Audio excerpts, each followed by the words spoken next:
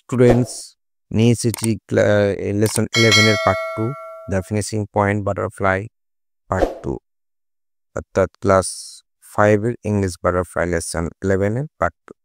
আগে আমরা পার্ট 1টা পড়েছি, আজকে আমরা পার্ট 2টা পড়ব। দেখো প্রথমে একটা প্যারাগ্রাফ আছে এখানে পার্ট 2 এর প্রথমে 117 পাতায়। Usha retired from athletics and married V. Srinivasan in the year 1991. অর্থাৎ এখানে বলছি যে Usha married from athletics and married V Srinivasan in the year 1991। অর্থাৎ উষা 1991 সালে খেলা থেকে অবসর নিয়েছে। কি নিয়েছে? রিটায়ার্ড নিয়েছে, অবসর নিয়েছে এবং বিয়ে করেছে এবং শ্রীনিবাসনকে বিয়ে করেছে। বোঝা গেছে? তাহলে উষা কি হলো? 1991 সালে খেলা থেকে অবসর নিয়েছে এবং ভি শ্রীনিবাসকে তিনি বিয়ে করেছে। But she made a sudden comeback in the year 1998 at the age of 34 years. বোঝা গেছে? কিন্তু 1998 সালে 34 বছর বয়সে তিনি হঠাৎ করে সাডেন কামব্যাক হঠাৎ করে প্রত্যাবর্তন করে, ফিরে আসে খেলায়। To everyone surprised and delight she won bronze medal in 200 meters and 400 meter race at the Asian Track Federation meet held at Fukuoka in Japan. অর্থাৎ এখানে বলছে যে প্রত্যেকের বিস্ময় এবং আনন্দের মধ্যে দিয়ে সারপ্রাইজ এন্ড ডিলাইট জাপানের ফুকুওকাতে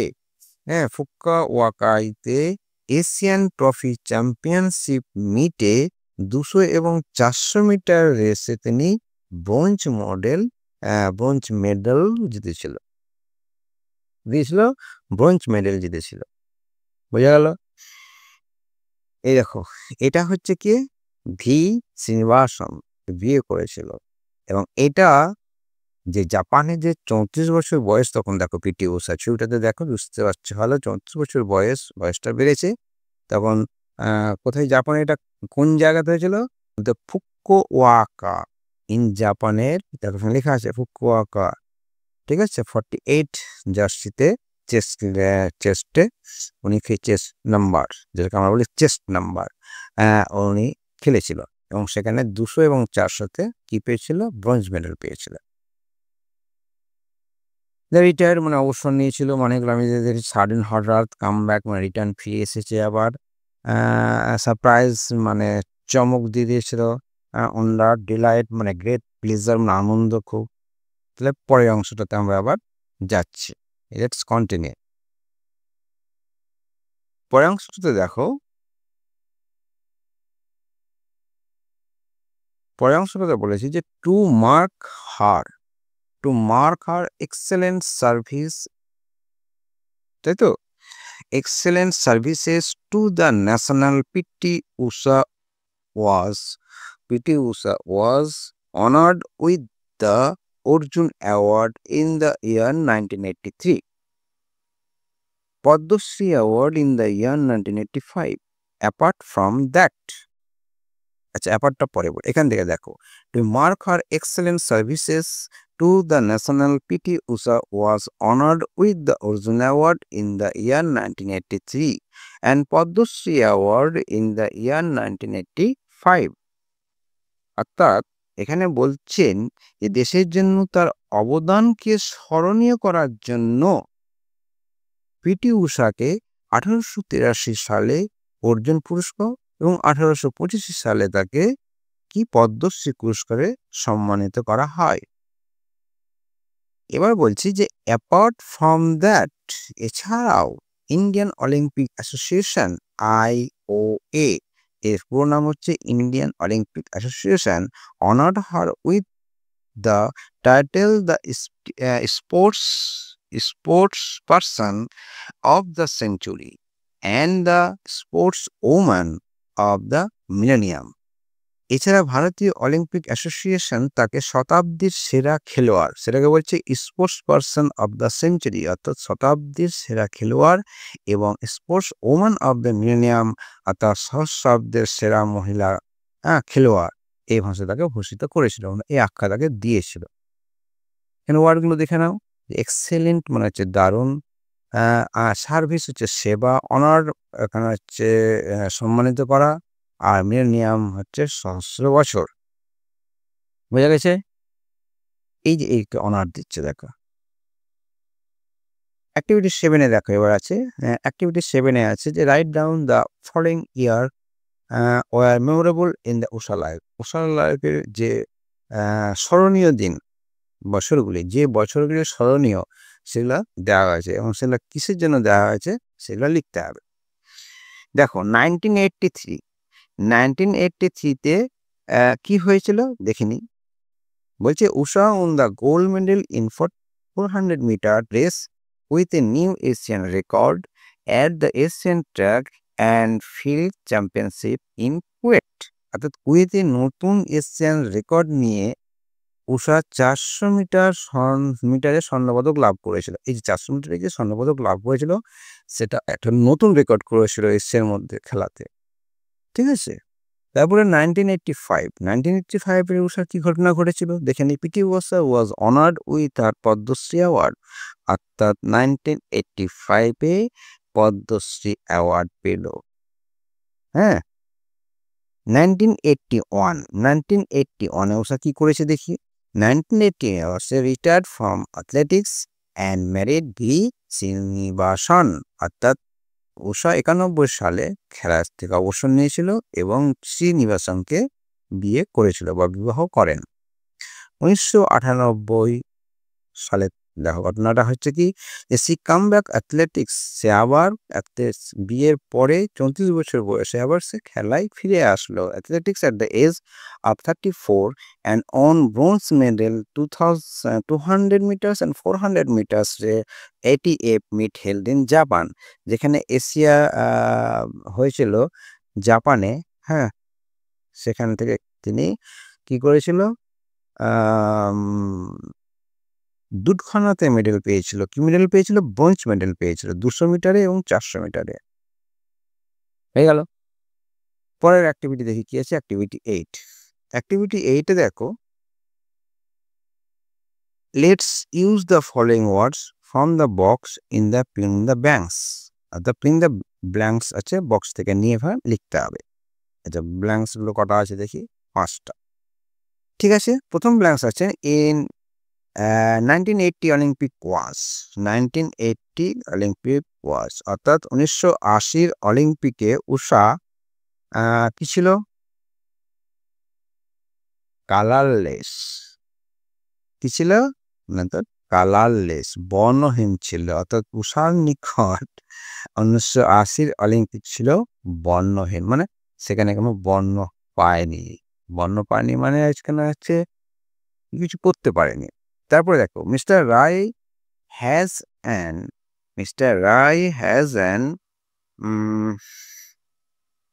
কি হয়েছে, ভয়েস। মিস্টার রায়ের ভয়েসটা কেমন ছিল? এক্সেলেন্ট, অর্থাৎ অসাধারণ। The enemies made a attack. The enemies made a, enemy শত্রু, হ্যাঁ শত্রুটা অ্যাটাক করেছিল। কিভাবে অ্যাটাক করেছিল? সাডেন, হঠাৎ অ্যাটাক করে দিয়েছিল। হ্যাঁ, সৌরভ ওয়াজ চুজেন ফর হিজ পারফরমেন্স। ঠিক আছে। আচ্ছা, সৌরভ পারফরমেন্স করেছিল কিভাবে দেখো এখানে, কনসিস্টেন্ট, অর্থাৎ সৌরভকে তার ধারাবাহিক সাফল্যের জন্য নির্বাচন করা হয়েছিল। হ্যাঁ, ধারাবাহিক, consistent performance. Determine efforts made Reshma a successful ready, অর্থাৎ দৃঢ় মানসিক ডিটারমাইন এফর্টস, দৃঢ় মানসিক প্রচেষ্টায় রেশমাকে কি সফল মহিলা অন্তর্ভুক্ত করেছে। ডিটারমাইন ইফেক্ট অর্থাৎ হচ্ছে এখানে দৃঢ় মানসিকতা। অ্যাক্টিভিটি 8 হলো। অ্যাক্টিভিটি 9-এ দেখো, অ্যাক্টিভিটি 9-এ আছে যে বাক্যগুলো ঘটনা অনুযায়ী পরপর সাজাতে হবে। Let's use the following words from the box in the filling the blanks. এই ব্ল্যাঙ্কসগুলো পরপর সাজাতে হবে। এটা একটা 5টা বাক্যের একটা ঘটনা, উষা সম্বন্ধে ঘটনা দেওয়া আছে, সেগুলোকে পরপর সাজাতে হবে। এটা হচ্ছে ঘটনা। ঘটনাটা সাজিয়ে দিই। ঘটনা হচ্ছে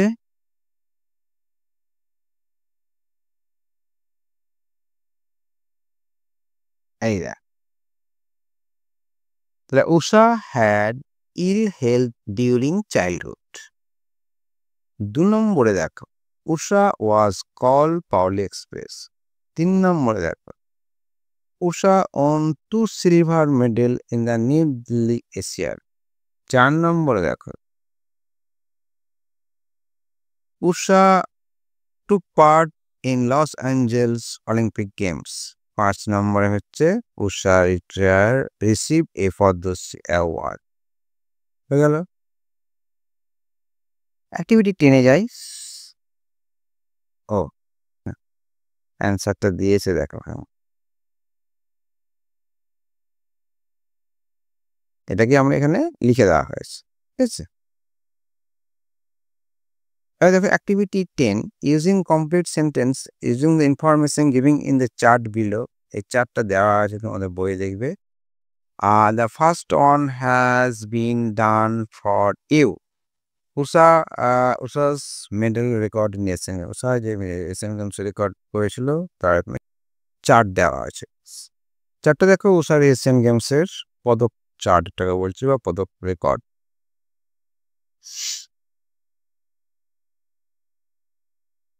Usha won her first medal in Asian Games 1982 New Delhi Asia. 2 নম্বর দেখো যে উষা won her second silver medal in the New Delhi, কোথায় করেছিল? নিউ দিল্লিতে 82-তে। উষা won her second silver medal, হয়েছে। উষা won her first gold medal.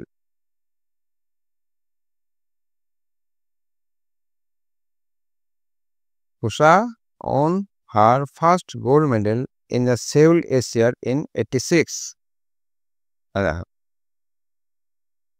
86। 4 নম্বরে দেখো যে উষা won her second gold medal in the same Asia in the event 400 meters on। 400 মিটারে আবার সেউলে জিতেছিল।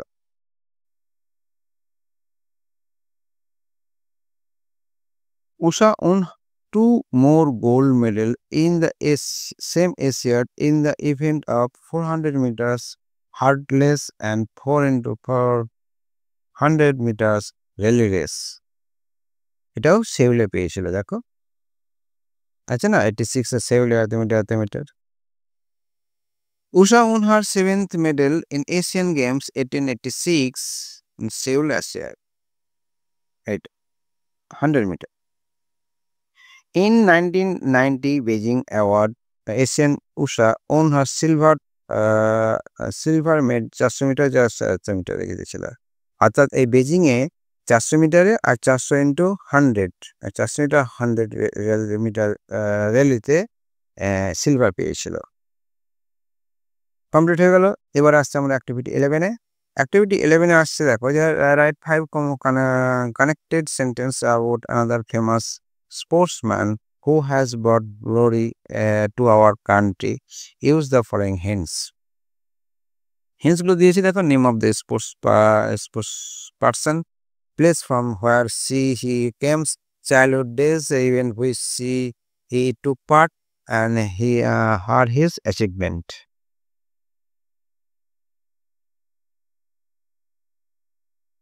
দেখো এখানে আমি লিখেছি ফাইন সিক, কার সম্বন্ধে দেখো, Mallika Singh popularly known as the Flying Sea. Is famous and successful sprinter from India. Mallika was born probably on 10th November 1935 at Govindpura, a village in the state of Punjab in British India. One of 15 siblings, Mallika was orphaned during the partition of India, when his parents, a brother and two sisters, were killed. He took part in different games in the event of 200 meters, 400 meters, and 4 into 400 meters relay race. He won 4 gold medals in 2 Asian Games and 1 gold medal in the 1958 Commonwealth Games. Complete. পরে যাক।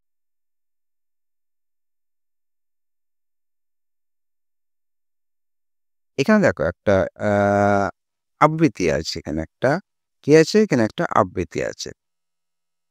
Recite, let's recite, একটা আবৃত্তি। এই আবৃত্তিটা কে লিখেছিলেন না তো, Melissa অ্যান্ডারউড। Melissa অ্যান্ডারউড লিখেছে, Melissa অ্যান্ডারউড লিখেছে। দেখো এখানে বলছে, you don't always have to be in the lead if you have the heart to come from behind.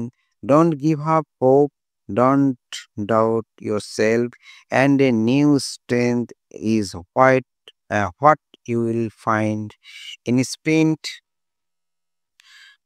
The spirit of competition, the desire to succeed will always be important for life. So give you all everything you have got, no matter to occasion through pain and strife. So step up to the plate, enter the race, never be afraid to make your turn. Winner and people who just never quit, and this is a life lesson we all will learn. একে লিখেছে না তুমি, Melissa Anderson. তো দেখে না বলতে যে তুমি কখনোই নেতৃত্ব করতে পারবে না। You don't always have to be in the lead. If যদি you have the heart to come from behind, যদি তোমার মধ্যে পিছিয়ে পড়ার মানসিকতা থাকে। Don't give up hope, don't doubt yourself. আশা হারিও না, নিজের উপর সন্দেহ করো না। And a new strength is what you will find. এবং তাহলে তুমি নতুন শক্তির সন্ধান পাবে। The spirit of competition, the desire to success. অর্থাৎ প্রতিযোগিতার মানসিকতা, সাফল্যতার আকাঙ্ক্ষা, will always be important for life. সর্বদাই জীবনের পক্ষেও গুরুত্বপূর্ণ। So give your all everything you have got. সুতরাং তোমার সবটাই দাও যা তোমার আছে। No matter the occasion, যে কোনো ক্ষেত্রেই হোক, যদি না যন্ত্রণা বা সংগ্রামের হয়। সেটা হচ্ছে no matter the occasion, through pain and strife. Hello, so step up to the plate, enter the race. সামনের দিকে এগিয়ে এসে প্রতিযোগিতায় অংশ নাও। Never be afraid to take your turn.